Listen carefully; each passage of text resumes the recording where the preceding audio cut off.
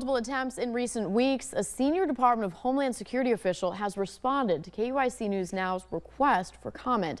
This after the deletion of 5 Minnesota State University Mankato students' records from the Student Exchange Visitor Information System. In a statement, DHS says Homeland Security conducts regular reviews of student visa holders' records to ensure they remain in compliance with the program requirements.